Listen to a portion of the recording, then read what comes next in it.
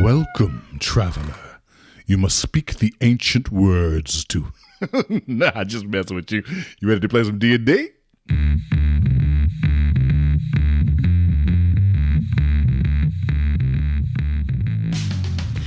Welcome to the party, and thank you for joining D20 to Curtain podcast, where Oklahoma theater geeks hit record and explore our new addiction to Dungeons and Dragons. How is everybody doing? Woohoo! All righty. Shelter. Let's introduce the crew. I'm Jerome. I'm your dungeon master. I'm Timmy, and I play Altruian James. I'm Kara, and I play Nesrin. Hello, all. I am Jennifer, and I play Eula Reed. What's up? I'm Jared. I play Jaide. I'm Jody, and I play Lapis.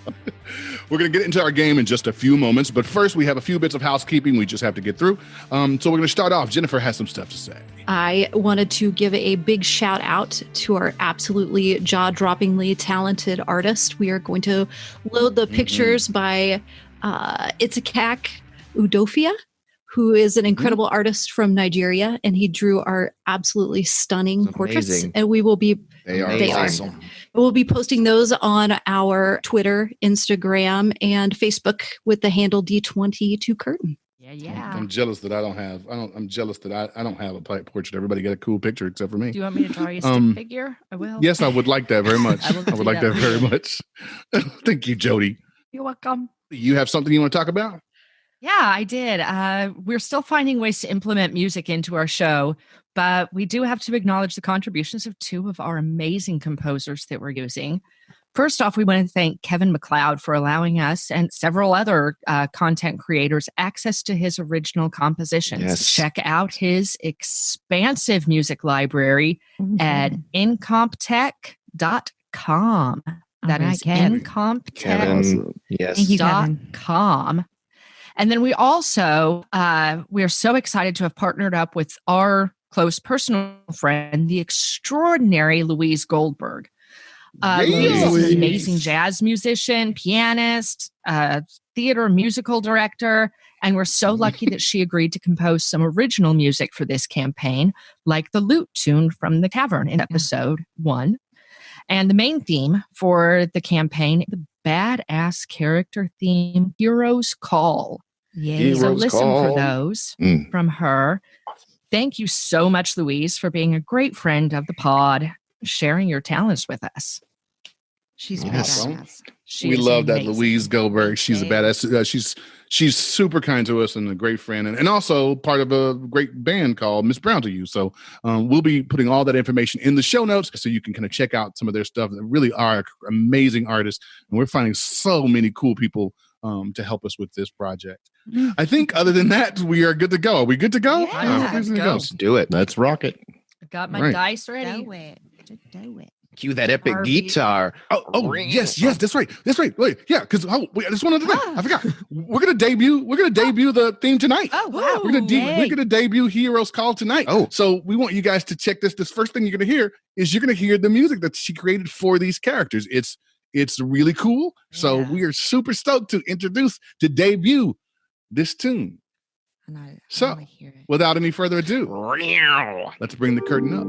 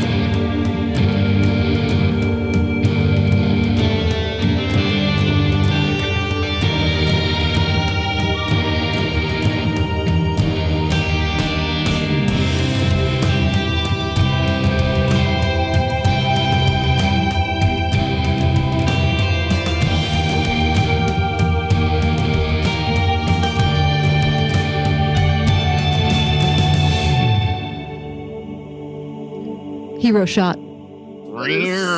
Cartoon Network, we're coming for you. Oh, Louise It Goldberg is a created this It is awesome awesome. music for us. And like just the subtle wind blowing in the Go hair. Yes. further. I know I got to do the recap, but we can't even go further until we say thank you, Louise Goldberg, for making that Thank you, joint Louise. happen. Thank you, Louise. You're the best. Genius. Sweet Lou. Yes. All right. I'll start the recap. When last we met, Ali, Nesrin, Eula, Jaide, and Lapis were united in the town of Greenest, a small but thriving agricultural and fishing community which sits astride the Uldun Trail on the Sword Coast of Faerun. While Ali, Nesrin, and Eula have only just returned for the first time in nearly 6 years to their childhood home, both Jaide and Lapis have remained in the community and bade the others return to perform the funeral rites of their maternal figure, a halfling named Seraphimia Hillgarden. Convening in the Highleaf Tavern, the news of her death is a harsh blow for both Ali and Nesrin, who arrived too late to say their final goodbyes. A fact that seemed to garner some resentment from the newest addition to their clan, Lapis. After raising a glass to their departed matriarch, the party was treated to the emotional display of the community's affection for the recently departed Seraphimia. As an emotional Nesrin went to leave the tavern, she was blown across the room when a powerful explosion rocked the tavern and the town. The town, besieged by an army of marauders, quickly descends into chaos, and the party was forced to use their combined skills to provide valuable time for the patrons of the tavern to escape or hide within the tavern's cellar. After dispatching a group of kobolds, the accompanying figures donning dragon-like masks, the reluctant heroes encountered the Swift family, set upon by more marauders. After eliminating the pursuing raiders, Lennon Swift asks the party to help her family reach the keep as they discover that the raiding party would soon be allied with a deadly adult blue dragon. What would you like to do? Exactly where are we in, like, are we out in the open in Yeah. You're standing out in the middle of this town square. You've just dispatched these kobolds. The family is starting to walk up to you. Nesrin is holding on to the youngest of the children. The mother is standing and talking with the remainder of you, and you're all kind of huddled here in the corner of the town square, which is right outside the High Leaf. and is the dragon Yeah, where's the dragon? is the The dragon is up in the air it's at least 60 yards to your south and probably about 100 to 150 feet in the air. You've just now seen it. It seems to be moving closer. Shit. Is this where I'm at, the white one, the green under here? Is that a building? Mm-hmm. That's the actual tavern. That's the actual tavern. and Jaide has the mother. Jaide is talking. Jaide is standing with the mother. Lapis is standing in the kind of huddle between those guys, as is Eula and Ali. Nesrin walks up, grabs the child, and that's kind of where you're all huddled. But you kind of all are encircled together in the middle of the town square. And the father's there too, correct? The father is walking his way towards you, having just left the thicket with the other two children. And I would assume we would know about how far away this keep is because we are from this village, Yeah, correct? you've got roughly somewhere between 1.5 miles to 2 miles. Okay.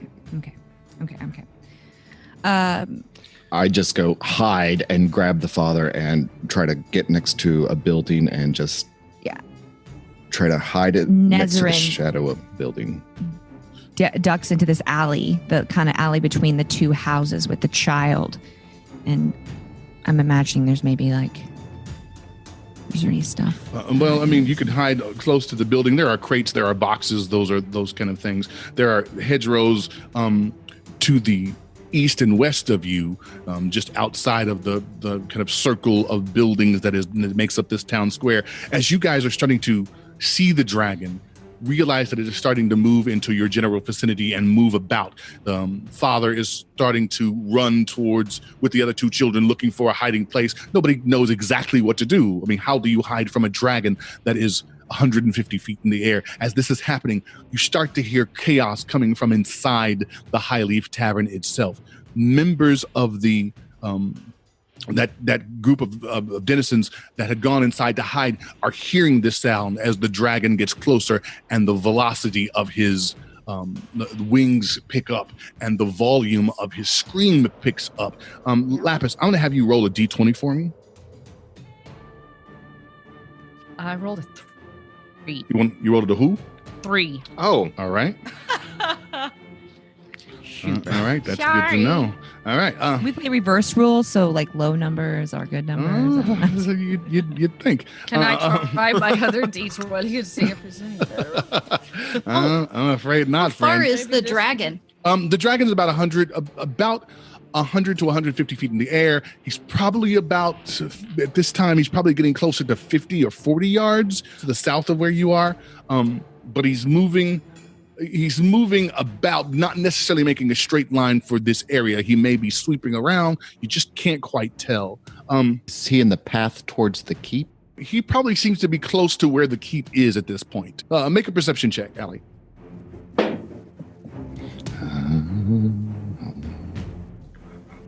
12 plus my perception, 15. Okay, with the 15, you can see the tower of the keep. You can see its tallest towers where its battlements lie. It is probably, rough estimate, about 60 yards to the north of where the dragon is. But it's a larger target. So you're hoping that may be where he's going. However, as you're making your way looking for a place to hide, the commotion inside the tavern starts to grow, and the level of control that Nyx once seemed to hold over her patrons has seemed to disperse. People are starting to come out of the front hole of the tavern. They can hear the sound of this dragon and they're panicked. They are running about. You see roughly in excess of about 15 people making their way, panicked, outside of the walls of the tavern, looking up in the sky for the source of this noise. are there trees? Is there like a tree line nearby? Or are we just in the middle of town? You were in the middle of the town square. There are trees, but they would be further outside of the perimeter of this specific Right. Nesrin's just gonna encircling of scream, buildings. Right. "Dragon, run!" and duck into the alley and try to find a way to kind of hide in the crates or what have you next to the building in the shadowy area of it Okay. with the child. As you scream out loud, saying this in the middle of the town square with people unsure about what's happening, they hear the term dragon, they hear you scream, and immediately they respond in kind and start screaming. They're not even sure that they can see the dragon in a lot of cases, but because you screamed, they scream back in return. And now the entire town square is full of yelling, screaming people running about. Well, they're just idiots. DM, did we see the dragon? Do we know what color it is? It's a blue. You do know that it's a blue dragon. Would we know anything about blue dragons? Make a nature check. Look at that fancy mug. Yeah. I want a fancy mug. Yeah. I want a fancy mug. Oh, fancy mug, fancy I mug. know, right? 13. Because of your study in your clerical studies, you know, obviously the basic categories of dragons, particularly as it pertains to chromatic dragons. And this blue dragon, you know that it is imbued with a breath weapon of electrical energy. You know they are highly intelligent, and you know that they seldom pursue any goal. This is kind of in general of dragons, but they seldom pursue any goal that doesn't have a benefit to them, either to their horde or to their success. Ultimately, they want to be worshipped. They want to be honored. And as an adult dragon, you also realize it is going to be very difficult to even withstand an attack, nevertheless defeat one or harm one. And the in your keep current is condition. 2 miles away.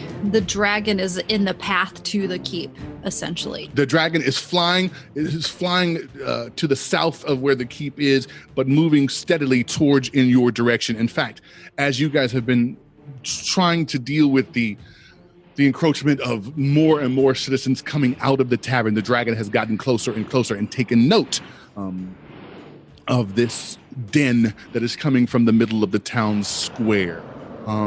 You roughly have about, and I've got a timer on you, you've roughly got about a minute if it's going to come this way before it hits your specific space. I would like to try and get everybody that is now out in the square back into hiding in the tavern. Okay, how would you like to do that? Are you going to yell back in everybody in the tavern? Everybody just kind of, go you're hide. just standing in the middle of the square, like maybe just even your hands. running towards them, pushing people back into the tavern. Everybody into the basement. I'm going to have you make a persuasion check at disadvantage. There are lots of people yelling, and all they see is a giant glaive carrying earth genasi, so they don't know exactly what you're saying, and you could be a raider for that matter. So go ahead and roll persuasion at disadvantage. Little persuasion anyway. 7. Where they were first, running about and panicking, now they're just kind of. It's become more and more chaos. People are not sure whether they should go back in the tavern, not sure whether they should attack you. But as the dragon is getting closer, they simply are not able to respond to any direction that you're giving them. Nesrin is going to take the child to Eula. Okay, you run towards Eula carrying the child. The dragon is making its descent towards your general area. Okay, and then I'm going to what is past all this? Like if I were to run, there are fields, there are roads. What are you looking for specifically? A field. So there's a field nearby. There is a field to the south of these buildings toward the keep. This is where Lapis was heading originally. Opposite direction. The opposite direction would be other streets and other buildings behind the tavern where you just left. In this particular square, it's nothing but a circling of buildings. If you go past the building to the north, then you would come into another street and other buildings on the other side in the middle of town. What are you trying to do? I want to cause a distraction to divert the dragon. I'm running towards the field. As you're running toward the field, make a persuasion check.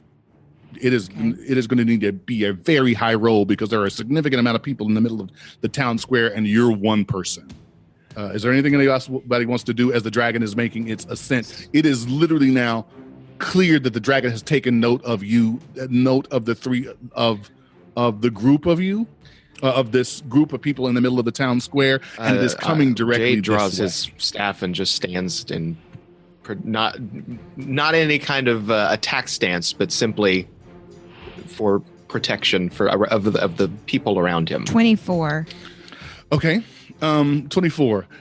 Nesrin is going to run out into the field to the south of the building as the dragon is coming in. The dragon has kind of locked into the scenario and is completely focused its energy on the town square with the number of people running around and screaming, and it flies in, strafing the tops of buildings and releases its breath weapon on the square in general. I need you all to make a dexterity saving throw. Anybody who is in the square. Nesrin, I'm going to have you just hold on. Okay. Natural 20. Well, fuck my face. Come on, Tony. Oh, I haven't been rolling well. 7. 8. 13 plus 2 dexterity, so 15. All right. Lapis. Actually, that entire group with the exception of Allie. The dragon strafes the buildings coming through and lets loose this blast of electrical energy just on the building that is the Highleaf Tavern. The building explodes, and as it does, the sheer force of the dragon's breath weapon knocks everyone but Allie to the ground and 8 feet back from the epicenter of the explosion, which is the tavern itself. The husband, the children, and the wife are all knocked back. And as the husband and the 3 children were running to get to the field or the road to the west, they were in closest proximity and are knocked to the ground out of sight. You shake yourself too, looking up to see what was the Highleaf Tavern. And with the exception of tattered rubble, it's simply not there. It's imploded and collapsed in upon itself. What would you like to do? Who's of my siblings who is closest to me? I think Lapis is closest to you, and Eula would be next, with Jaide sort of here, if you can see. Okay. I'm not looking at the... What's the dragon doing? The dragon has strafed and pulled out and moved and has swept back in towards the keep. As it does, and you are running into the field, it simply pulls down closer to the ground, gives a loud scream as you run away from it, and it catches up with you and overtakes you, gives a loud scream, and then lifts back up into the air before approaching and giving another scream towards the tower in the But middle. he's sort of over the field right now? Mm-hmm. Okay. I'm going to turn to Lapis and Eula and just say, get everyone to safety. And I'm going to try something incredibly stupid. I pull... No. What's safety, first of all? a wave out of town and hiding. I don't think there's a way to hide from this thing. Is the dragon moving towards the keep as in like he's going to attack? The dragon, make a perception check.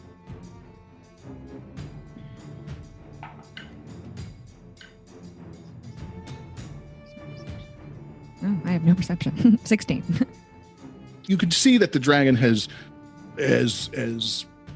started its ascent and is up closer toward the tower. It doesn't seem to be firing on because the light of the blast, the electrical blast, is so bright and blue that you would almost be able to see it from that distance. However, you can tell from this distance that it is certainly accosting, harassing whoever and whatever is present in the tower. Is there any trees or any shrubbery or anything in this field around me? There's little. It's pretty much an open field, but there are some short trees. Yes. Okay. And would you say they're close to me? Like, I'm just trying to, like, proximity wise. Well, you're kind of out in the center of the field. Are you trying to hide behind a tree? What is it you were wanting to do? I want to try to create a distraction, something that will capture its attention and get away from the keep. So as okay. There are trees. I mean, there are short trees. These are not tall trees. This is a place that that they've cleared out to make it a town, and it's been here for some time. So there's not a ton of trees. There's no wilderness in the middle of town. right, okay, and there's no like carts, wagons, nothing. There are anything? There are random carts. There are not a ton in the open field. They would be closer to establishments. I mean, this isn't it's not a open thoroughfare. It's just a place where more is being built, or they've kept an expanse of earth around the keep itself. Mm-hmm. But if you want to go to a wagon and set it on fire, or I don't know. I'm going to just make my way across the field and start moving towards the keep and trying to be stealthy. And I can, that's my plan now. I need you to roll a stealth check. I'm going to do the same. I'm just going to start following Nesrin. Well, she had actually left before the dragon came in. So you guys got knocked to the ground. Well, then I'm going to gonna start making my way towards the keep. Be aware that you had the family with you, and then they've all been knocked to the ground. Right. The mother is starting to kind of come around after the blast, and two of the children are starting to come around. The one that was with one of the children that was with the father, and the one that is with Eula. How do I have a kid? I Because- dropped it off with you. Nesrin dropped a child off to you, Like a video rental. just handed it over. She dumped her kid off on you. And that kid, I don't know that Eula ever picked her up, but that kid was there and got knocked to the ground and is starting to make her way up. However, the father and the child that was with him has not, and one of the children that was with him has not started to recover. They are still laying on the ground. I will grab the child and start trying to wake the father in the hopes to move to the keep. Not that they know that. Okay, so that you would be coming this direction. Okay. Because they were running back toward the tavern. The tavern. Okay. And they've kind of fallen right in this space. Well, that I will move there. Is there anybody else from the tavern that is alive, awake, coherent? Any of the marauders that we encountered in the tavern from earlier? Of the 15 people or so that were coming out of the tavern, 3 of them lie on the ground, unresponsive. The remainder of the group that were escaping the tavern have seemed to have dispersed and disappeared. However, there is from having just left there had to be 40 people plus inside the tavern, which is now collapsed in on itself. Were they in the cellar? That was the last thing you talked to them about. I'm going to see if I can check on that cellar, because that's where Nyx was, and there might be some assistance. All right. You make your way into the rubble that was the High Leaf Tavern. It was a 2-story building. It now is hardly a story. You are faced with lumbers and timbers that have fallen in on where the bar was. The wall had previously disappeared when the first explosion took place. Is perhaps the most intact thing, period. You can start to dig to find your way into where the cellar was, but as far as going inside the building, there's no building to go into. I'm going to dig. I'm going to start moving rubble trying to get to that cellar. Okay, make an athletics check.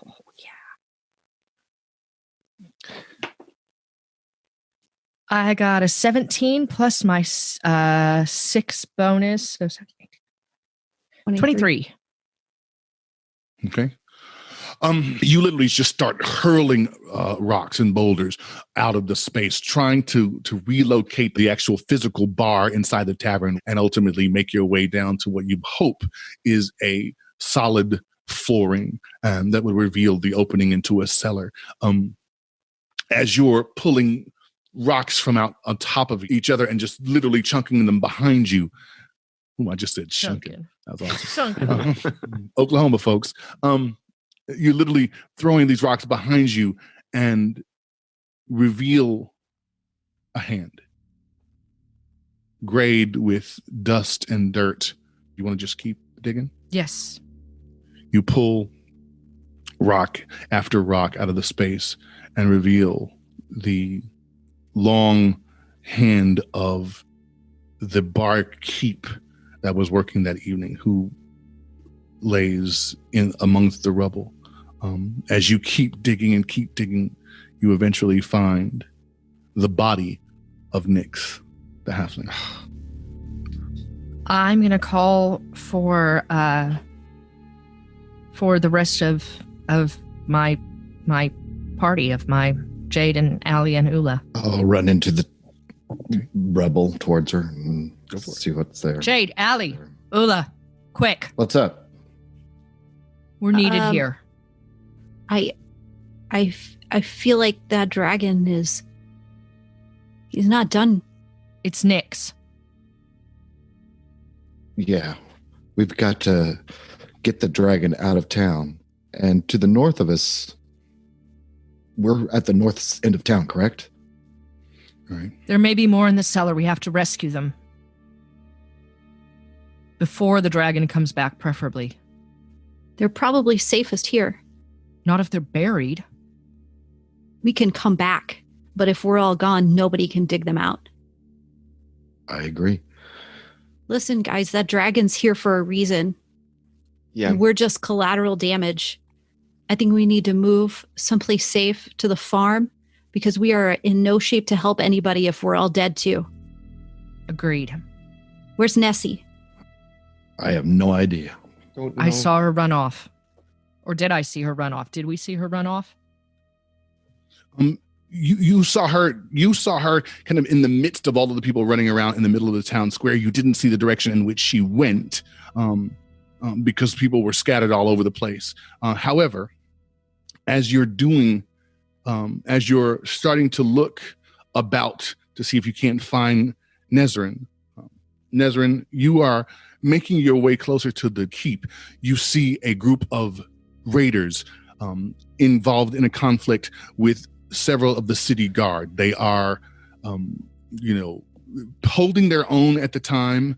In fact, it doesn't feel as though the raiders are making a strong, concerted effort to advance. It's simply like they're keeping these guys busy, keeping them engaged. As you look about, you also see swarms of people flooding into the open gates of the keep. Guards and militiamen are dragging people inside. They're ushering in, helping children who are falling, helping the elderly, all moving individuals into the keep itself. Can I approach the guards and say, we need assistance. We need manpower. We have people that would need help. Do we have anybody who can come and help us? The tavern's collapsed in, and there's a family. And they're ushering people in. Ma'am, the family's all over the city. Are you insane? We don't have the manpower to release. You have to get them here as close as you can. We'll try to make an excursion party as soon as we can. But right now we're busy. Forgive me. And he's like, come inside. You'll get yourself hurt. And he's ushering more people into the keep. As he's doing that, you hear in the distance the roar of this dragon making another pass, perhaps. I'm going to return back to the square. Hey, And DM, to the north of us, go ahead. You go ahead. I was just saying, to the north of us, because on the map that you have present, where the blue dot, the building right above us is the tavern, which is no more. Tavern, which is no more. Yes. And so that's the end of the town to the north of us, correct? That's kind of the outskirts of town. Yes. Okay. Go ahead, Eula, for your question. DM, I have a question. Would we have any reason after seeing the dragon's breath destroy the tavern in one breath? Would we have any reason to believe that the keep could withstand it? The keep is a stone structure. It is, this was the tavern is kind of a mix of thatch and lumbers. The keep would hold against dragon's breath. However, there would be people inside it, and it would get awfully crowded depending on if you were trying to flood the entire town's worth of people into the keep. And the bulk of any military action is going to be happening in the tower, and that's going to have parapets. It's going to be a place from which commanders can assess the ground, but it's going to be extremely exposed to a dragon. I turned to Eula and Lapis, who are there. Jade, are you there? Or I'm still over with the family. I've got the that's right. child in my arms. Jay, make a medical check. You've got the youngest child with you, yes? Yeah. 15. All right. You taking the little one with you as you go to see the father and two of the children. The oldest of the children is starting to rise. It was knocked out by the force of the blast, but fortunately he is recovering fine. It seems more dire a situation for the father, who was already injured when you encountered him to begin with. You touch his jugular, looking for some semblance of a pulse. If it is, it's too soft for you to feel it. And because you put your face down in front of his nose and mouth, you can feel that there is no breath. There is no movement. His father is deceased. The child, the middle child of the three, is breathing, has a pulse, but you would gather just based on your limited understanding of medicine that they've been knocked pretty deep into unconsciousness, perhaps a concussion, but simply knocked out, not deceased. As you are making your way, as you're kind of doing this and kind of figuring out this about this child, the mother is up and kind of getting to her senses as everybody else is starting to look for Eula, for Nesrin. Are you hiding what you're doing? Are you trying to keep this subtle? Me? Yes. No.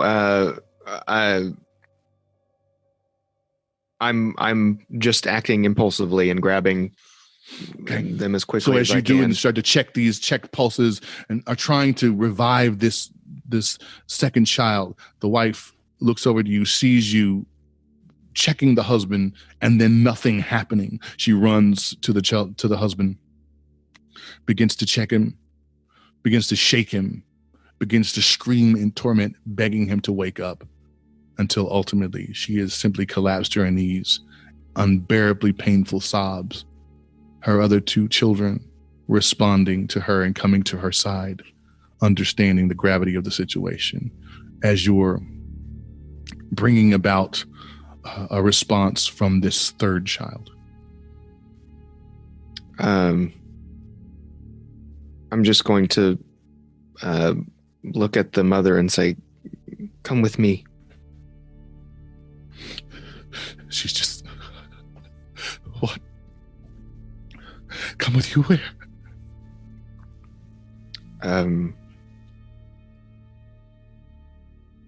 I don't say anything. I'm just gonna I was gonna say I'm just gonna start walking off with her daughter, but maybe that's not the best idea. But I'm going to. All right. I'm gonna just start moving towards the keep. She sees you, starts moving toward the keep. She is hearing in the distance the wail of this dragon and looking at her remaining, her children who are left behind and who she realizes she must be the sole caretaker for. She ultimately decides that the best course of action is to either run or to follow this strange looking creature. I need you to make a persuasion check. Okay. And you're going to make it with disadvantage because you didn't say anything. I sure didn't. You just, it's a 15. Just started walking and you want her to move with you. So 12, 16. 16. That's going to do it. She is in a bad situation and there are only bad options. There are no good ones. She gathers up her children, gets them by the hand. She says, "We'll say goodbye to your father later. We don't have time now. Right now, we need to get you safe. Do you understand me?" And the children are nodding their heads because they don't know what to do.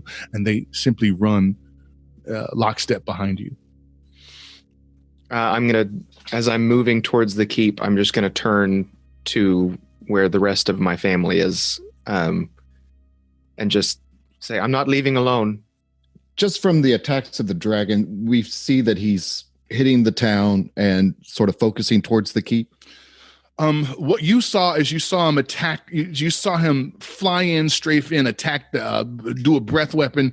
It blew up this tavern, and then it kind of veered off instantly, making its way low across the field and then lifting up into the air toward the tower. You don't really know any details other than that. It blew up the tavern. You don't know that it's attacking the tavern. It's a dragon. The keep. Yeah, the keep. Yeah. No, but his focus seems to be towards the keep. He left towards the keep, and you haven't seen him since. You can just hear him. All right. The keep is on the way to our farm, technically? Technically. Yeah. I'm just moving. I will just clarify. I'm just moving that direction. Mm-hmm. I don't move with any intent towards the keep. Hold on. Can I just say that going towards where the dragon is attacking is not the most brightest of ideas?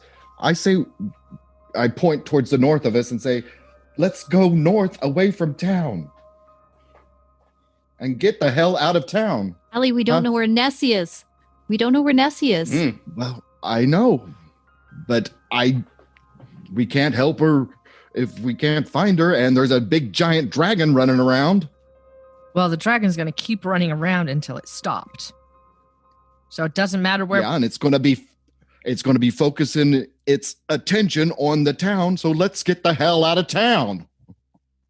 But I have a responsibility as part of the city guard to help protect the city. I have to go to the keep. You're not going to protect them if you're dead.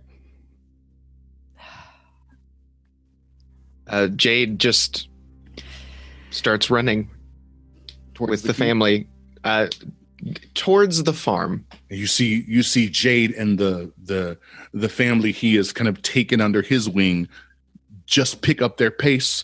They don't stop to engage you in conversation.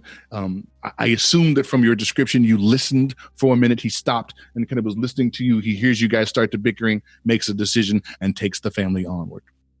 Eula, what do you think?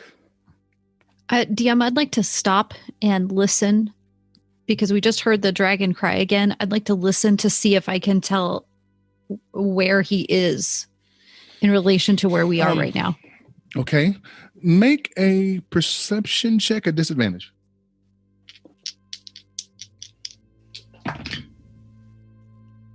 Six.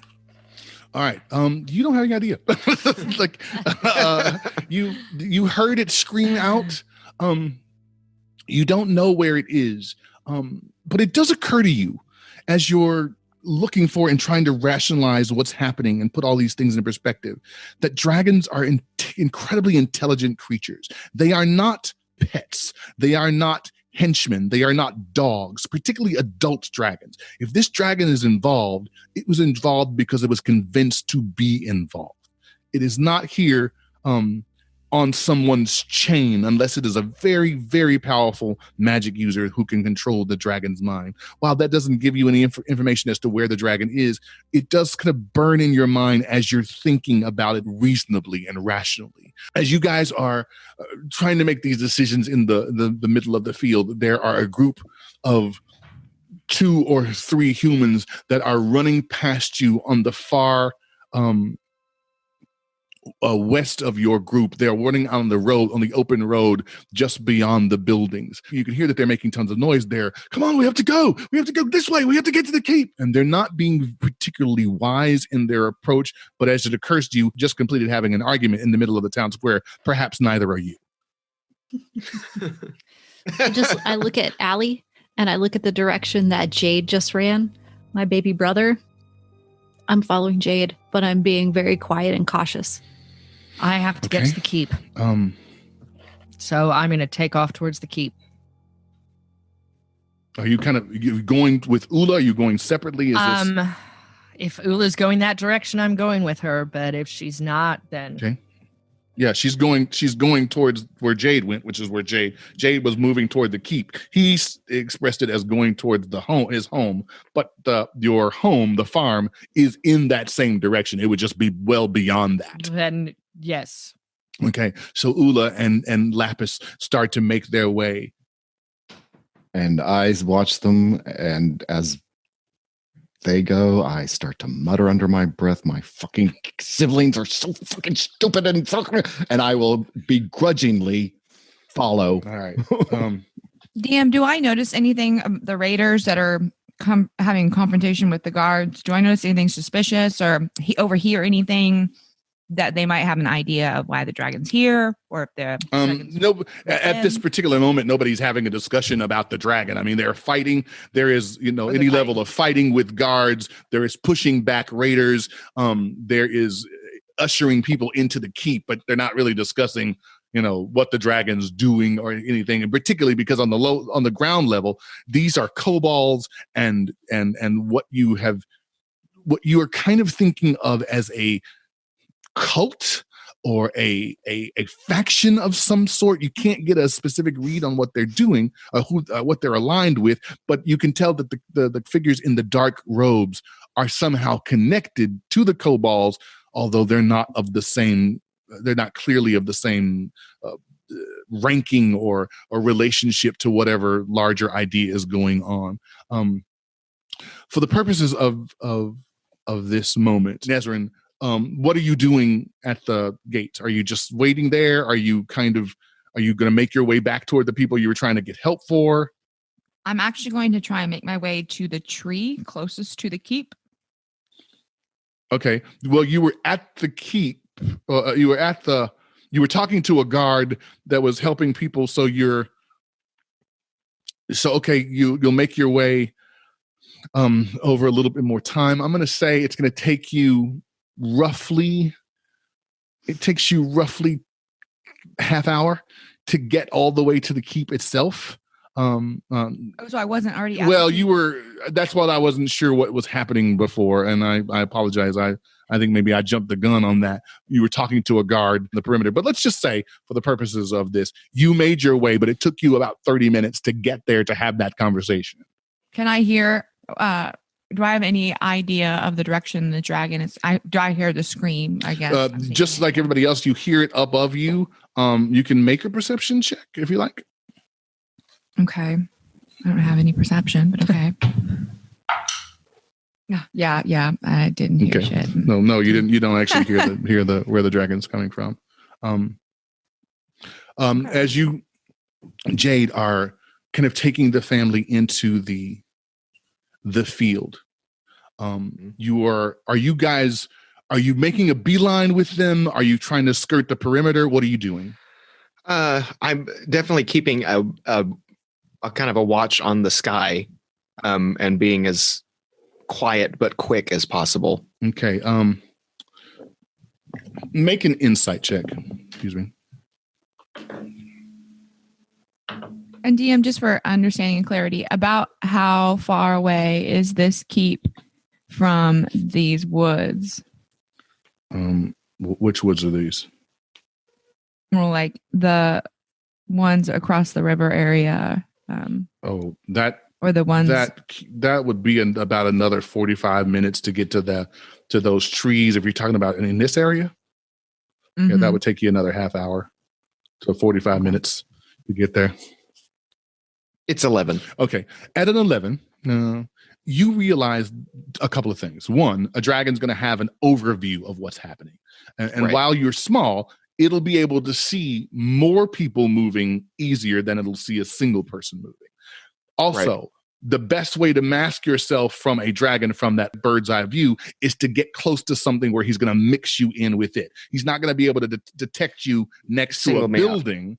Sure. But in the middle of a field, he's going to be able to point that out if he comes back. Right. The other thing you might be aware of is that because of your insight roll, you realize that there are still ground forces. And so you're going to want to keep your group of people safe from both the overhead threat and the immediate ground threat. So, so you realize with that insight that the best effort is either to get low enough in the field where you can't be seen, or to take a circuitous route that might make the most sense to come this way. Then, yeah, I think skirting the perimeter would probably is what he'll do. Staying low as well. I need you to then make a stealth check.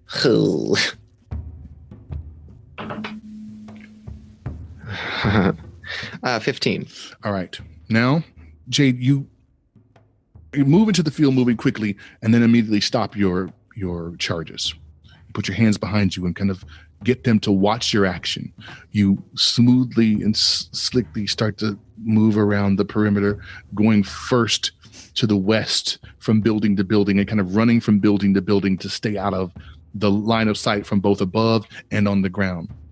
The mother and her 3 children are at a building just next to where you've just left. So they've just kind of you were here, and now you've run to this next building, and they're still here. You started to intimate to them that the close coast is clear and they can come to follow you. I need you to make a persuasion check to convince the mother to follow your action.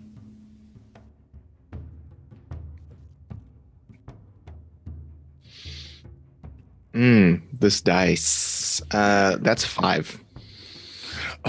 Maybe you should put that one down. She's just shaking her head and just kind of like, no, we're not going to. And she's kind of loud whispering, we're not coming into the open air like that. You come back and take the children with you. I do. Okay, I need you to make are you going to do it stealthily again? I'm going to yes, stealthily move my way back to her. Okay, so to make another stealth check. Oh, thank you, new dice. 22. All right. With the 22 stealth check, you simply just make your way back to them, and realize that this is going to take some action to get them safely with you to the location. As you do that, you start to hear the hustle and bustle of voices. You hear footfalls coming in your direction. Before you have a chance to act, Eula and Lapis appear behind you. Just in the catty corner of the farm where you're in, but you hear the grumble sound of Allie approaching as well. I'm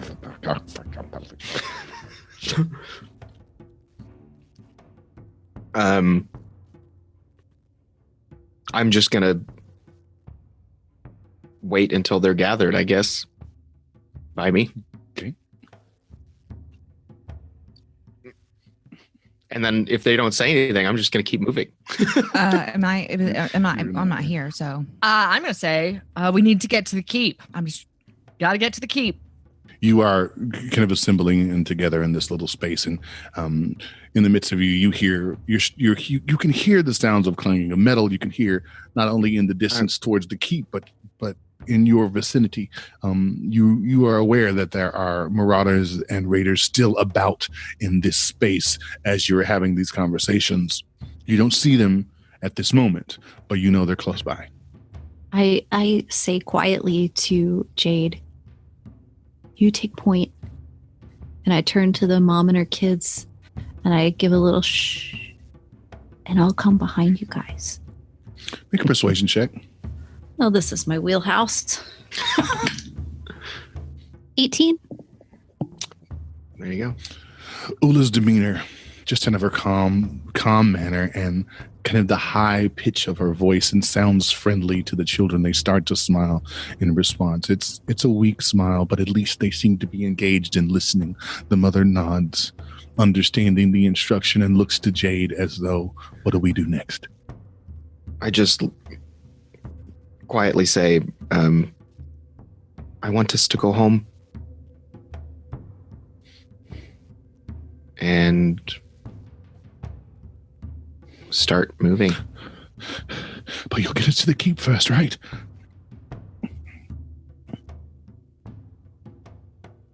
Jaide. Yes. Okay. I'll follow you. And the children are kind of muffling their whimpers, and they're nervous, they're anxious, and as they are waiting for you to leave, they hear as the sound of fighting behind you to the north is starting to escalate in its volume. You're hearing Keep moving. as creatures start to move towards you. All right, Start moving. you start to move in the direction that you were continuing to skirt around the buildings. Go ahead and make a stealth check. Come on, new dice. Fuck you, new dice. That's Jared's like the worst roller ever. I am 7. And he's our Dex dude too. So, intimating to the children to watch your lead. You're kind of leaning away from them, starting to step slowly, looking to see if anybody's coming to the perimeter. You check that the coast is clear, and then you dart across the field. As you do, make it silently between the buildings, and so you're not seen. However, as you reach the next building, you turn back to look at the family to see that they've seen what you've done, and stumble into a series of crates, making a loud noise. The first thing that happens immediately is you hear the sound of someone behind the crates. Oh God, you scared the hell out of me. I thought you were with him. It's just all right. It's all right. And you realize there are 2 other people accompanying this voice that you've heard. Behind the crate are a female human and two men. The first man, a balding man in his 60s. He's rotund and sweaty. The second man you seem to recognize. In fact, you recognize him from recently. This was Edgewick, who you saw in the tavern a few hours ago. Who is that? Edgewick was the human gentleman that was among the mercenaries who was loud, ridiculing brash one. Lapis. The dandy one. Yes, the dandy. As you're hearing them, you can come into contact with the people who are hiding. You hear, and the footfalls are moving in your direction. And I think this is a good time to take a break. All right. Who are those assholes? Thank you. But D20. we'll be back after the break. Those guys were sad. Yes. Yeah. Hey, everybody. This is Jared. Thanks for hanging out with us, huh? Once we've completed our initial journey to the keep, we want to hear from you. You can send us your thoughts and suggestions on Facebook, Twitter, or via email at community@d20tocurtain.com. Please subscribe, rate, and review D20 to Curtain on iTunes, Google Podcasts, Spotify, Stitcher, or wherever you listen to podcasts. You can also record your thoughts via your favorite audio app, like, say, for instance, the voice memo on your phone works great. Record your greeting to cast and share your advice. Email us the file, and we will add your wise words to the show. Given your criticisms are kind and constructive and not, mean. We will read and share advice during our episodes, especially advice given by our subscribers and reviewers. As we continue to build our community, we will integrate even more ways to add your voice to our journey. You'll help us name NPCs, build encounters, create plot twists, and even join us as guest players and experts via Zoom. Don't forget to follow us on Facebook, Twitter, and Instagram, because every new follower, subscriber, and review will help us increase the reach of the show and sometimes improve our awful content. Thank you for being a part of the D20 to Curtain community and helping us to explore our new addiction to Dungeons and Dragons. And now, back to the story. All right, and we're back. So we thank you guys for joining us on D20 to Curtain. Got our hands full with this part of the adventure. You guys ready to resume things? Yes, we are. Woohoo! Let's get in it. Cool. So just from where you left off, as you can come into contact with the people who are hiding, you hear, and the footfalls are moving in your direction. The voices grow and get closer in proximity. You recognize the sounds of these kobolds, and coming from behind the building to find two, and then a third, and then a fourth, and then a fifth kobold. They start to gesture towards their compatriots, and coming from behind the other buildings, there are a series of humans in the dark robes, two of which come right behind the building that you've exited. The third comes out from behind the building where Eula and the others are waiting. They see you and instantly go in for the attack. I need you guys to roll initiative. How far away would you say I am from them now? Over this course of time, you're probably still another 10 minutes away. Will you let me know when I'm... Yes, ma'am. But they don't survive in this 10 minutes. They're going to be in trouble. So let's see. 1 to 5. 5 to 10. 10. Sweet. 10 to 15. 12. Sure. Who's got high dex? 14. My dex is 3, I believe. Mine's a 16, so plus 3 as well. Oh, wait. We have the same dex. All right. No, actually, my dex is 15, so you got a higher dex. All right. I'm going to just go ahead and roll these guys up real quick. All right. Eula Nesrin pops into a person's house and sits down, makes her plate a sandwich. Kara, we're such creepers. We're like super creepers on each other because I've called myself Nesrin before and you've called yourself Eula before. Stop trying to be me. I can't help it. And I'll stop trying to be you. We want to be each other. It's our Sisters, problem. It's our sisters. dynamic. Secretly want to be the other person. That takes us to Jade's action. Jade, you're up. Man, you are surrounded, dude. Yep. I'm going to drop the... Oh, wait. I don't have the child in my arms anymore. Nope, you don't have the child with you. Oh, thank God. It's just you. The children I'm are gonna drop that remain child on back his with head. these. I'm just going to drop her Drop it on his head. onto a rock. No. I'm going to just attack the person directly in front of me. The kobold. All right. with 15. Okay, 15 hits. Do my D6. I guess that's 6 damage. All right. So you come in for this first guy here, the one in front of you. You watch as these kobolds emerge behind the building. They are agitated and looking for new prey. The first group of kobolds steps into you and essentially surrounds you, leaving you cut off from the rest of your party who is at the building that you've just left. Before they can even start to move, you've got your staff and are ready to attack. A quick swing across the front, cracking the kobold in the jaw, giving 6 points of bludgeoning damage. It goes across his jaw, but the sharp end point of the staff cuts him through his throat, slicing his jugular open before he can even react to the fact that he's been hit. He is down, bleeding, and off the field. Yeah, he is. Yeah. However, this only amplifies their intent on moving in on you. So the group of kobolds starts to pressure in from the outside, contracting their circle around you. But that takes us to the cultist activity. I'm sorry. If I have a bonus action, I can only use it. I can't use it after. Like, I can't move and then use it after I've already attacked, right? You can use your bonus action. If it's the bonus attack, you will have to have used your attack action, which you did. However, you'll need to, depending on what the bonus action is, you'll probably have to use your key point. What is the action? I was just going to use my flurry of blizz. Yeah, that'll take you another key point. I'm good. Okay. And I assume you want to stay in the same place? Yes. Okay. That takes us to the cultist, who discover that they've got this family of individuals plus these what look like formidable opponents, and they're simply going to move in.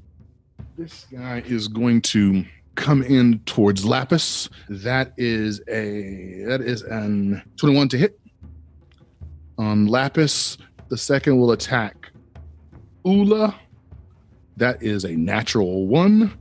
The third will attack. That's cocked. 13 plus 3, so that's to hit Allie. That's a 16 to hit. 16 is my AC. Sweet. And Lapis, I assume I hit you. You hit me. All right. Not hard, but you did hit me. Gotcha.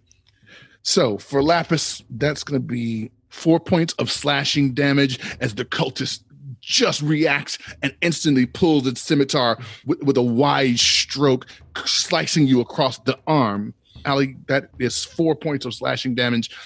As now alerted, this cultist comes to you with a quick, deceptive move and slices across your shoulder. That's their turn. I'll make sound effects. Ow! That takes us to Allie. Okay. And the one that hit me was a human, or was it one of the kobolds? This is a cultist. A human. Cultist? A human? All right. I will pull out my scimitars, but first I'm going to say, so what brings you to town? And take a hit. Okay, and you're going to attack. And that will not hit. Okay. And I'm just going to stay with him, because if I move, yeah, and that's all I really can do is just say, "Hey, what are you doing in town?" Okay. What's So up? you're just taken by surprise with this first attack. Try to recover, releasing your scimitars. Unfortunately, you're just too shocked by the first attack, and you miss wide. That'll take us to Eula. Okay. So for my bonus action, near the cultist that's directly in front of me, I'm assuming is the one that attacked me. Yes. I am going to cast Spiritual Weapon right over his noggin. Okay. And my spiritual weapon takes the form of a great golden mace that's on fire. Sweet. I was hoping you were going to say a cartoon anvil, but You always bring mace with you in public. And I'm going to swing the mace down on the cultist's noggin. Okay. Okay, roll that attack. Does a 22 hit? Oh, well, let's see. Does a 22 hit? Yeah, I think it does. He takes 10 points of damage, of force damage. 10 points of force damage? Mm-hmm. Is anybody else thinking about that scene in Who Framed Roger Rabbit and he's like clanging himself over the head? He's like, I can see stars. A bit like the very Yeah. first scene. So as the mace appears above this cultist in dark robes, he is so focused on you he doesn't even see it. It clobbers him on the top of the head. Blood spraying on both you and Lapis as he falls dead. And then I wheel around to the other cultist that is harrying my friend, and I am going to cast Toll the Dead. Has he been damaged before? That guy's not been damaged, no. Okay, I'm going to cast Toll the Dead, and that is a Wisdom save 14. Okay. Went off the table twice. It's falling off the table. Oh, he fails. And he takes 3 points of damage. Okay. And it's necrotic. The sound just emanating into his head. You could start to see the kind of black veins moving up through his neck as this necrotic energy starts to degrade his actual physical form. He grabs at his throat and has stumbled back a step, but alive and on his feet. Ding dong. That'll take us to the kobold actions. All right. These first two are going to move towards the other group over here at this further house. So Allie and Lapis and Eula. But these other two are going to pursue Jaide. Shit. So that will be a 15 to hit. No. Okay, come on. That's not better. That's worse. So I assume that a 10 does not hit. No.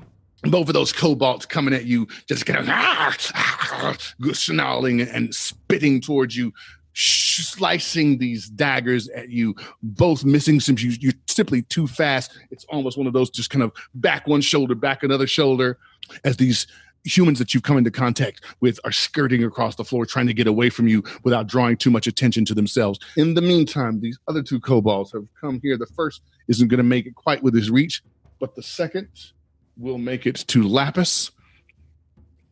And that is a natural 20, which gives me a plus 24 to hit. And then I need a 4. Let me see here. Damn it. These are hard to get a hold of. That is a 4 plus 4. So that's 10 damage, piercing damage on you, Lapis. As the kobold runs into you, screaming in this high-pitched draconic sound, and daggers flying through the air, simply swiftly moves and slices you right across the arm as you're still holding your arm and reeling from the first attack. That's their turn. Lapis, you're up. So I'm injured, but I still have some strength in me, and I'm going to take my glaive, and I am going to at that one that's right in front of me. The first one that attacked you? Yeah, the first one that attacked me. I am going to slash at it with my glaive. Go for it. Glaive.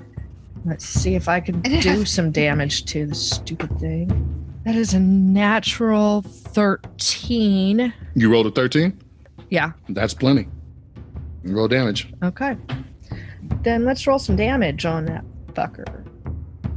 Ha ha. 14 damage. 14 points of damage?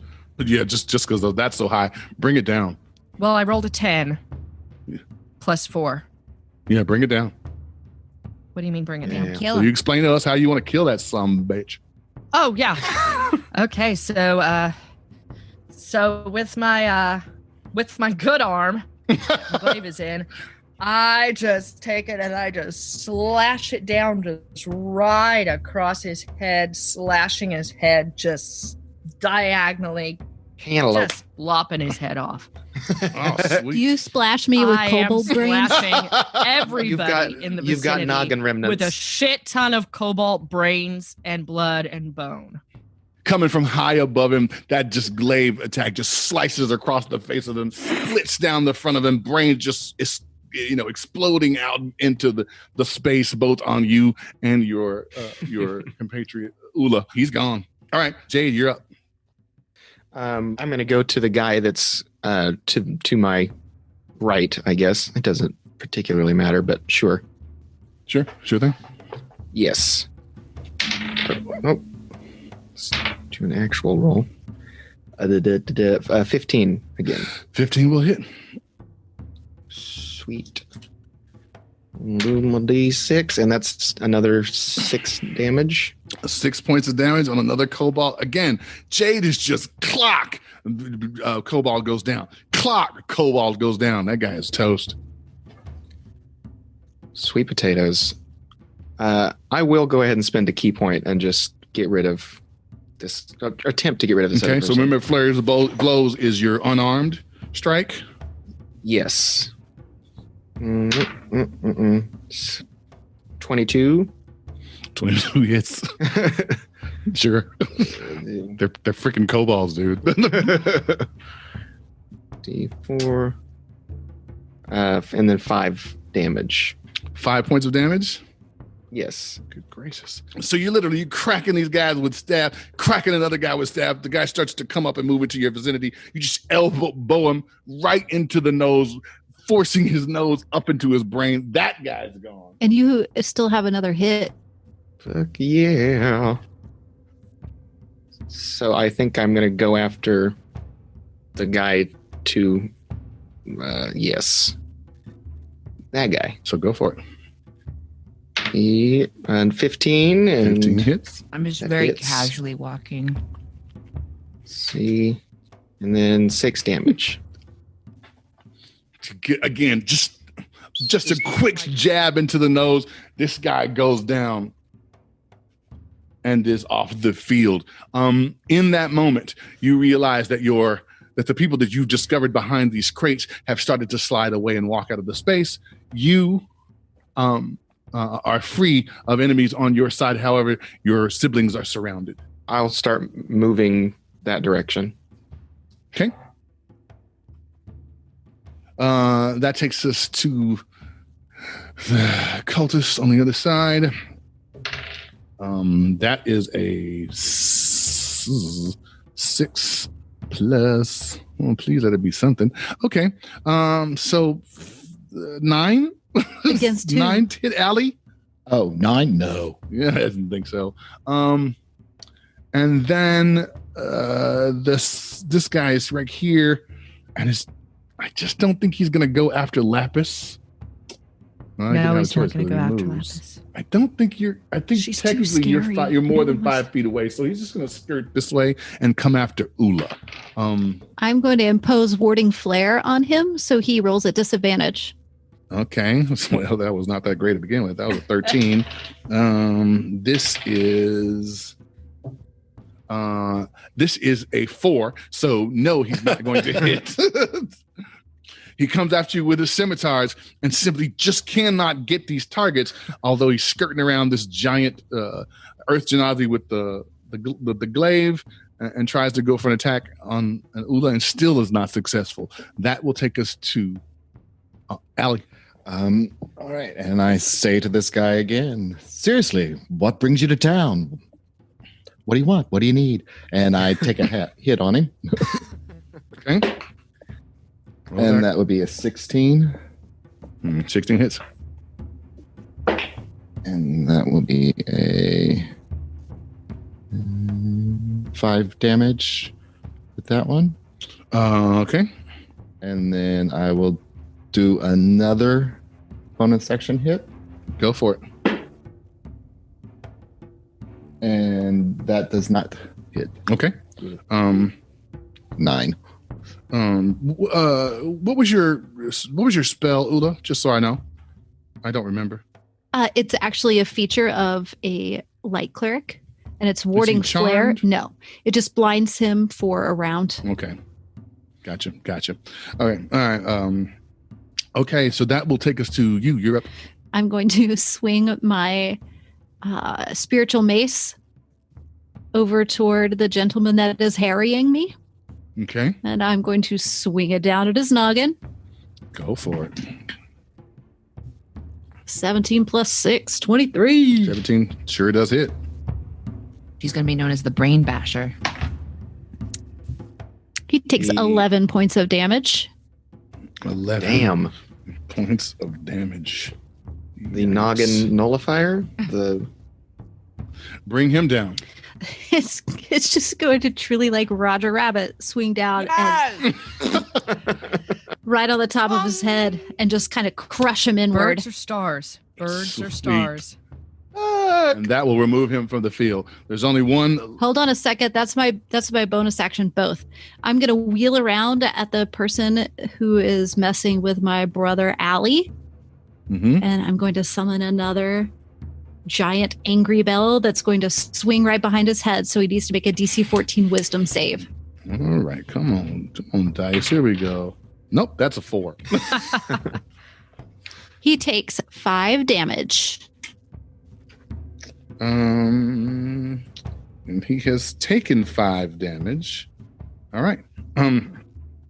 This bell just sounds off in his head. He is shaking with the vibration of this energy and falls to his knees.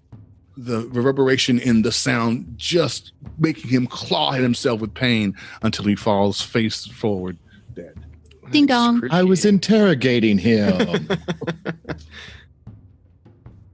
That removes the immediate threat on the field. You look about, seeing that there are no advancing enemies coming your direction. What do you want to do?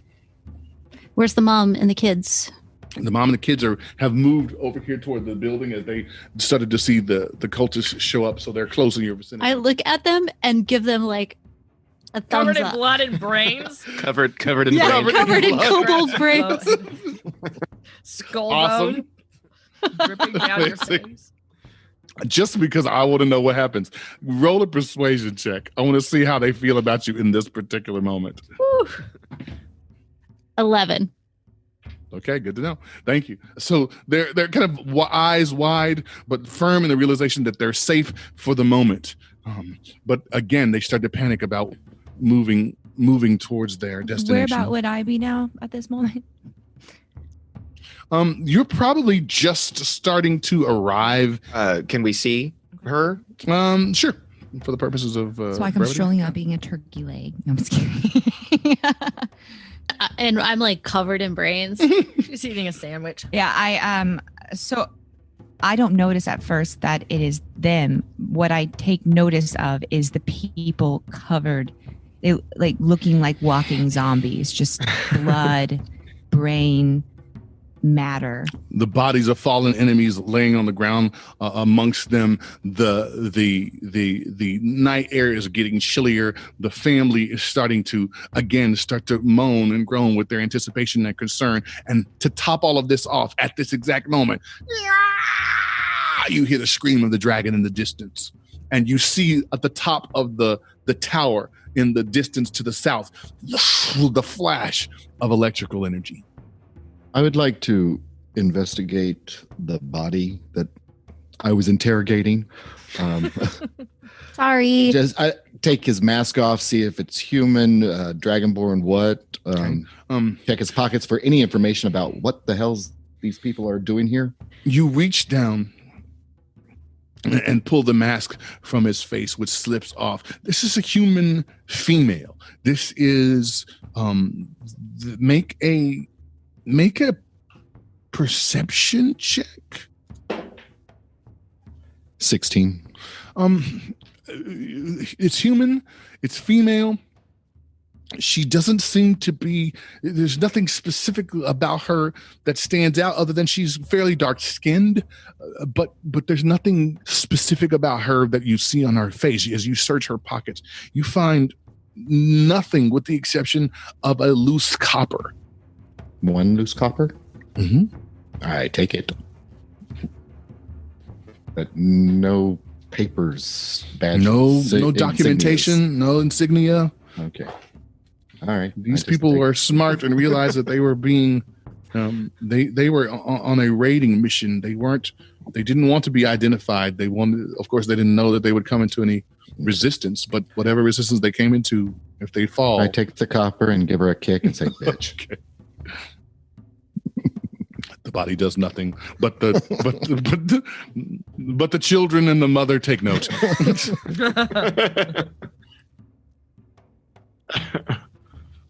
I just look at Nesrin and say, we need to go home. We need to take these people to the keep first. We can't just leave everybody like this. We need to get to the keep. I'm with Nesrin. Hearing you say this, you see the balding man kind of comes up to you, Jaide. I'm going to assume for the purposes of this, Lapis, that you've walked over here to Jaide. Yes. Okay. And left the two of them to their devices over there. I look at Lapis and I say, you have a little something on your... Mustard? Jelly? No, lower, here, like over to the left. here, just here, kind of right here, here, all in. here. Yeah, that's it. Little spit. You got it. You'll take us with you, won't you? I mean, come on, help us out. We're not fighters.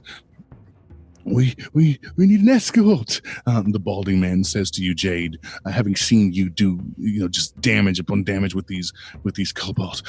Help us get there. Copper's in it for you. I've got money. Help me. I don't want to die here. All right, don't cry. It's disgusting. All right, so I think we should formulate a plan. The fact of the matter is we got this dragon flying over us. We got to do something to distract it because I think it's going to go towards the keep, which has got a bunch of people inside of it right now. I have an idea. I don't think it might work. I don't know. We'll see. But I'd like to make a distraction and set those woods over there on fire. And? Well, the thing about it is once I set the fire, I can make the strobe.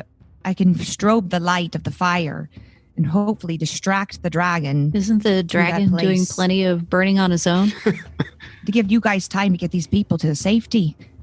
And then what? What about the people in the keep? What do you mean? That's what I'm hoping, something that will keep it away from the keep. What about the city guard? It will eventually go back to the keep. Well then, I better hope that keep stays kept. We can't take them all back with us to the farm. No, we don't want this thing going to the farm. We're going to have to do something. Let's go to the keep as stealthily and as quietly as we can. Hey, DM. Yes, ma'am. The big, brash dude, Mm-hmm. he's still present, right? He's sitting on the ground, kind of behind the balding older man. My impression of him had been that he was a mercenary type. Was I correct in that assumption? He was with the mercenaries in the tavern. Is he armored? Does he look as though he too is a mercenary? He has got rapiers on his person. He seems to be wearing nice clothes. Again, he seems like a dandy. You don't know his affiliation with them, but he seemed to be working with or under the auspices of the leader at that table. How did we get stuck with that one? And you were right, DM. I think, is it me and Allie that are over there? We weren't really present for any of that conversation. Right, you were over there at the other house, but once Allie got through checking pockets and looking for insignia, did you guys want to move over to where these other guys are? Yes, please. You can't be surprised I checked the pockets. Not surprising. Of course I'm not surprised. I'm just going to look at the guy that asked me and say, if you can be quiet, you can follow. Sure, I'll be quiet as a mouse. Does he seem genuinely afraid, or is this an act? Make an insight check. Where are the mercenaries you were with? They all went to the keep to help, or at least were moving in that direction. I got stuck behind them. I was trying to follow, but with so many people running in and out, I got stuck. No hard feelings. I mean, I never had a bad word before about you. What was your role, Timothy? 12. Was this the one that was being a jackass in the tavern? This was Edgewick that was in the tavern giving Lapis a hard time. Lapis raises her arm as if to backhand him. Oh, come on, please. What did I ever tell you? I made a joke. I'm sorry, love. And she lowers it. She says, maybe you've learned your lesson. Stay in line and keep quiet. You got it. Just help us get there. Come on. Be a friend. She lowers her arm. What do we do then? We're not going to help you get there. You can come along if you want, but if something comes at you, we ain't doing a damn thing about it. Agreed. She's a lot more merciful than I am. All right. So I say, we make our way to the keep. I think the distraction would be good. It will give you guys safe passage to the keep. At least get you there. All right. We're following your lead. Whatever you want, we'll follow. Jaide, take the lead. I nod and then immediately start quietly moving towards the keep. And I start moving my way towards that tree. I move with Jaide toward the keep. That's down a little ways. Okay, which tree are we talking about? The tree, there's a tree on the path that we were on down by that house. That's kind of where I was heading. Yeah, there you're gonna head this That's way. very Yeah, far. there, that tree. You're going this way, and where are you guys going? Jaide, where are you leading them?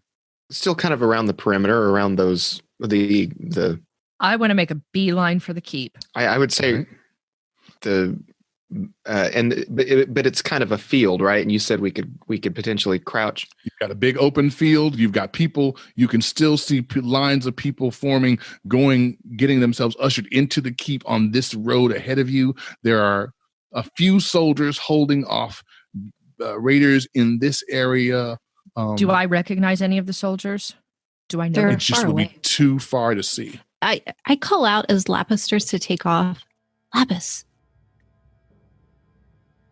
Lapis. I turn and look. There's a family here. We need you to stay with us, please. We need your arm. Then the family needs to move faster, or you need to carry them. We need to move fast.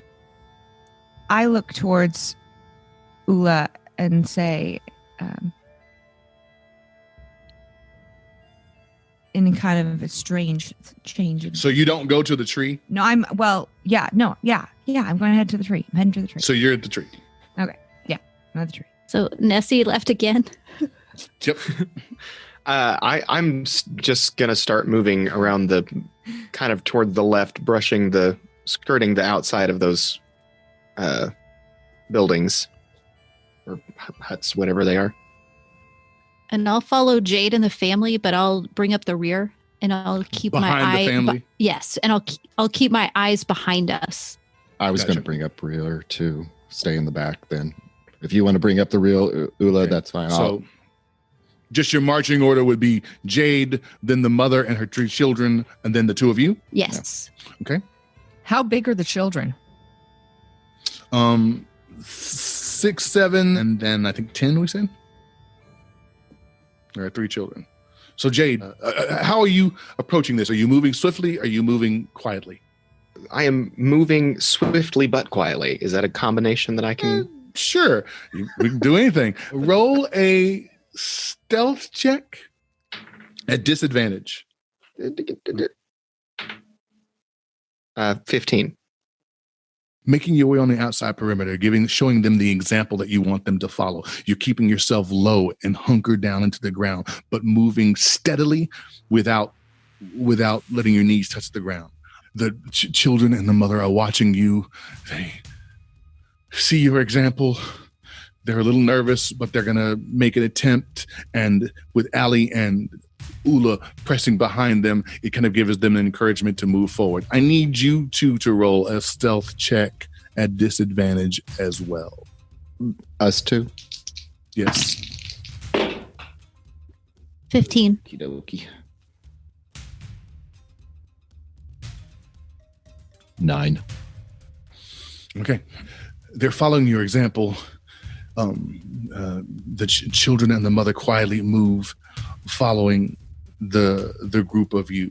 Eula and Allie follow the children and the family. Bringing up the actual rear is the group of human adults that have also decided to join your party and take your lead. They follow you around the corner. You're making your way to the next house as Jaide has set the example, and you're going to end up making your way to here. Because of the commotion that is going on as you get closer and closer to the main road leading to the keep, while you hear the sound of enemies, you don't gather their attention, at least for the time being. This road is starting to fill in with people. You can start to hear the guards closer to the keep about midway down this winding road, and they're saying, come on, we're gonna have to shut the gates, come on. And people are starting to pick up their paces. You hear the volume of their screams and the intensity of their fear getting worse. On the road itself, there are a series of bandits who have gotten hold of a group of straggling refugees. Nesrin, as you're making your way, trying to break through this group of people on the main road and to this tree, you are slowed down by the sheer volume of people trying to make their way into the keep. I need you to make a strength check just to push your way through this group. Athletics. Athletics, thank you. 15. Okay. You're able to keep yourself upright and on your feet. However, pushing through these crowds of people, you find yourself being pushed closer to the keep just by the sheer number of people who are moving in that direction. You can finally break through past the road, and as you do, you find yourself face to face with a group of emerging kobolds who are coming in to make an attack on the road, and they're coming at you with swords drawn. Well, I guess I'm not going that direction. You're gonna retreat? Are there people that are going to be attacked by them? They're gonna attack somebody, and you happen to be first in the row, but for you to get back through, you'll have to get through the crowd of people moving toward the keep. And how many can I tell how many there are roughly? Yeah, there are, in front of you, there are 4 kobolds. I guess I'm going to have to engage. All right, I'm going to go ahead and have you roll initiative. 13. Wait, Right. I get my bonus, don't I? Mm-hmm. My initiative. 14, 16. Okay. And she died in episode 1. All right, so I just rolled that guy. He's going to act behind you, so that makes you first to act. Oh, cool. And just for the purposes of this, And where am I at? this is you. Oh, that's how I do it. Never mind. This is me right here. Okay. And all the people are behind me, and these and the ones in front of me. Okay, cool. All right. Gotta protect the people anyways. I mean, gosh. Gotta be like a hero. I'm going to cast magic missile. Okay. On. And there's 4 of them, you said? There's 4. I'm casting magic missile on the 3 in front of me. Okay. Just these 3 directly in front of me. Sure. Yeah, and I'm going to holler also. Can I do that? Just talk while I'm fighting? Is that allowed or no? Sure. At the people behind me, and I say, protect the people, stand with me, and yeah, kind of like, try to get them and help me out here. All right. So you've yelled out. You're like, help. I'm going to say, stand with me and defend your village. And I do magic missile. Last one. So the first one takes 4 damage. The second takes 3rd. Takes 3 points of damage. Yes. And then the 3rd one takes 4. All right. You lift your hands as these magical projectiles go firing into these kobolds' chests. The sheer force of it kind of pushes them back and surprises them because they weren't expecting to be up against such a challenging single individual in this group of citizens. However, they're still upright. They're still on their feet, but they look very badly hurt. So that's your turn. You want to do anything else? For my bonus action, I am going to Misty Step. Okay. And You're here. Where are you trying to go? I'm going to Misty Step back. Okay. Back behind the crowd. Yeah, I'm actually into the crowd by the yellow person. So here. Mm-hmm. Okay. So you kind of bamped out into the crowd as your enemies pursue into this space. So they're going to move here, here, here, and here, and roll attacks. And because you've essentially put these civilians between you and them, sort of like a human shield, they're going to go ahead and attack the Good job, Nesrin. the civilians. Well, she's So not that's- really that good. So. Human shield for the win. The hero's call. Take one for the team. That is 17 to hit. That guy. That is 13. That is not enough. And that is going to be 18 to hit. So 3 of these humans are hit. And I'm just going to go ahead and roll D4. And we're going to kill him anyways. That is actually a 4. That is actually a 2 plus 2. So 6. 4 and 3 points of damage. So these kobolds, one firing at this human, a human goes down. A second human goes down. A third gets sliced and is injured but not killed, and finds itself pushed back into you, almost falling into your arms. Make a strength check. 8. As this human falls into you, the weight of them is just kind of on you, and it's heavy for you to manage because it's a human male, a large, older gentleman. You can hold him up, but it may force you down with him, or you can let him fall. I kind of just I just kind of push him over to the side. Okay. And say, get out of the way. So you just kind of push him to the side as the kobolds continue to advance into the space, and it's your action. Approximately how far away are the rest of us? Yeah.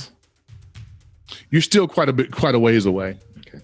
I'm going to cast Chromatic Orb on the one closest to me.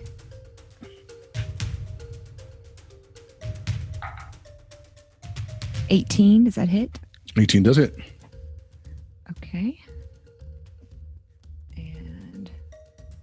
And do I know what kobolds are? Like, would I know their weaknesses or whatever, I guess is the question, or anything like Not that? inherently. Not inherently. Okay. So that's 12 points of damage.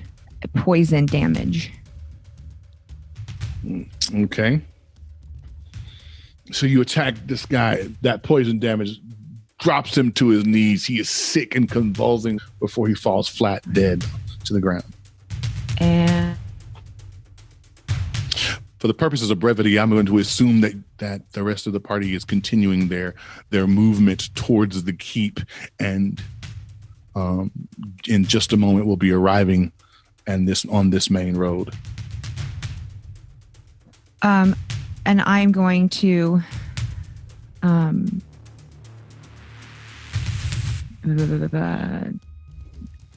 as my bonus action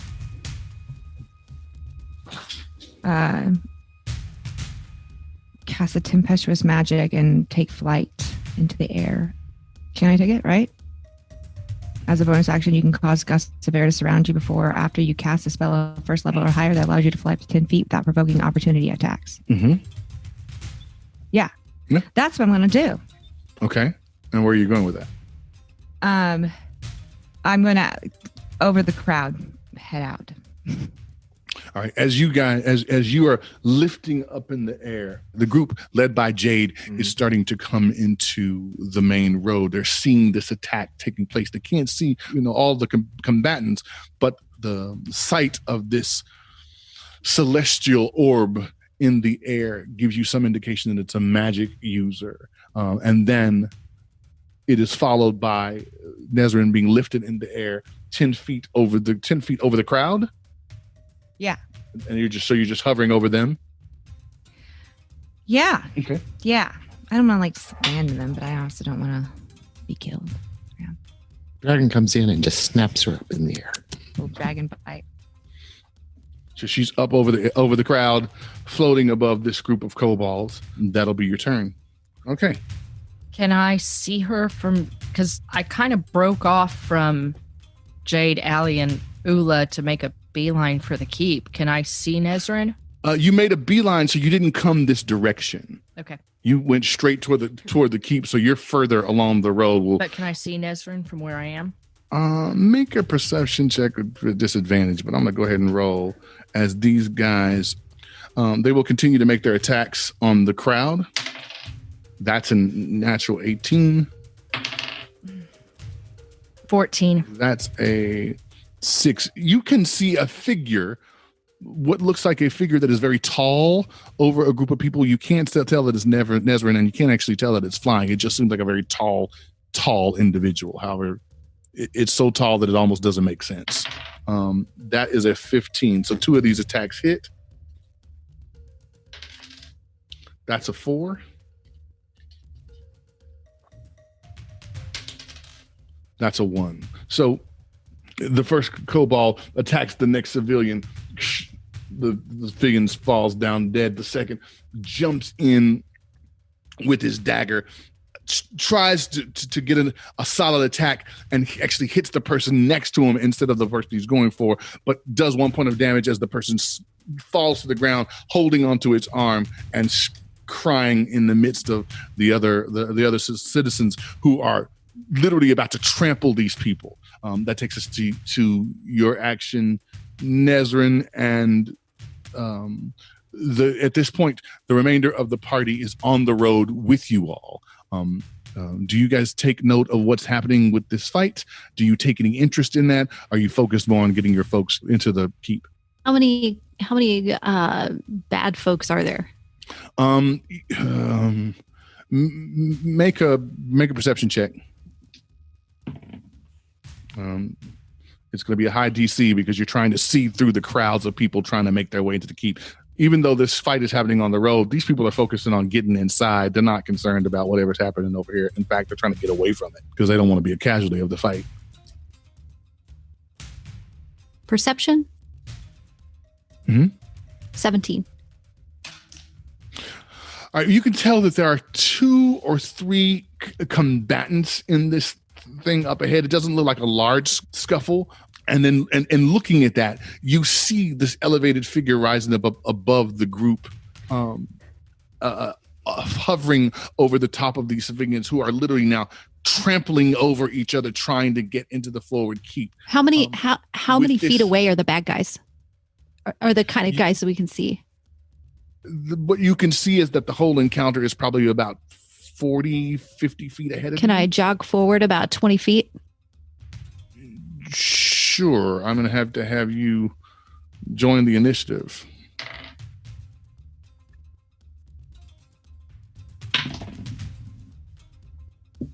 Nine. That's my favorite initiative roll. That's the 4th time. Apparently. Go ahead and make your run to the location you're going to. And it just tells me where to put you in the future. Okay. I just want to move where the dudes are. I want to keep them about 30 feet away from, like within 30 feet of me. Okay. So first make a strength check. Because you're trying to get through this crowd, which is just it's like a current. It's sweeping everybody towards the. Oh, this ought to go toward good. the. I rolled another 6, but unlike initiative, I don't add 3 to that. I take 1 away, so a 5. All right. So as you're trying to make your way into the crowd, and though you're trying to get yourself positioned, just the force of the crowd is too much, and it carries you toward the keep, so away from where you're intending to be. So it probably puts you'll probably end up about 40 plus feet away from them. Well, before they can carry me too far, Okay. do I still have an action? Sure. I'm going to unfurl my wings Okay. and I'm going to fly up and toward, because I'm assuming that I saw Lapis run that way, and I know that fancy glittery ball is probably my sister, so I'm going to move toward that group. Lapis and Nesrin are in two different places. Yeah, I haven't run I towards thought they her. were- I just looked. Okay, I thought you were going into attack. No, Not yet. Lapis made That's a all right. beeline for the keep, so she is actually closer toward the gate, toward the actual gate of Okay. the keep, and Nesrin is closer toward the end of the road going toward the keep. Got it. So I'm going to use my action, bust my wings out, fly up and over, and try to get within about 30 feet of those guys. And staying low, I'm not like 30 feet in the air. Okay. All right. So let's just say, for the purposes of this, you kind of ascend over this crowd, so the both of you are sort of hovering in the air over the civilians. And I see her. She's beside me. I take it, or close. she's close enough that you could see her. She's probably about 40 feet away from where you are, but she's close enough that you could look over and see her. I take notice of her. Yes, of course. When she arrives, and I kind of just smile a little. That's the end of my turn, DM. Okay. As you all are doing this, as you all are taking on this group of kobolds, there are more kobolds approaching from the north, west, and south. This group is starting to converge on the keep itself.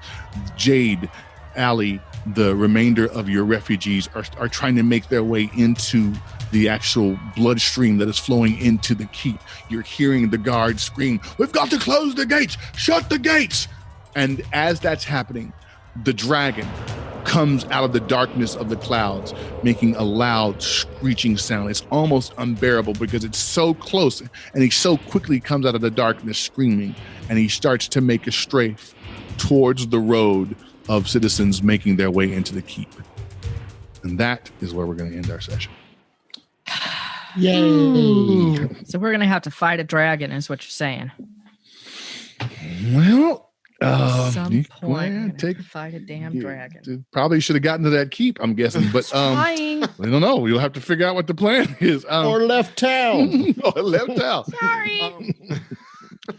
So that's where we are for the night. That's where we're going to bring the curtain down, and as always, we're gonna keep finding ways to improve this and do this from our Zoom positions, which is really difficult, or more difficult than I thought, because it's hard to read where people are when they're not in the same space with you, when you don't actually feel their kind of breath and their intake.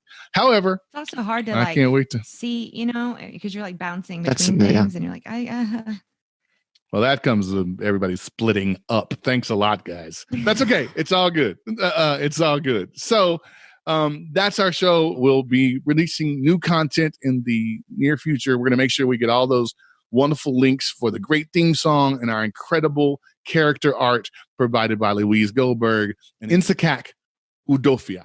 We are looking forward to for you guys seeing that. We think the art is really cool. We love the theme song. We hope you enjoy it too. We've got more stuff coming for you in the coming weeks. In the meantime, we want to make sure that you stay safe, be kind, have fun, and play the role. So the Nesrin, as she's making her way down the road against all these people, she's like, a dragon, a dragon. I swear I saw a dragon. I love that freaking movie.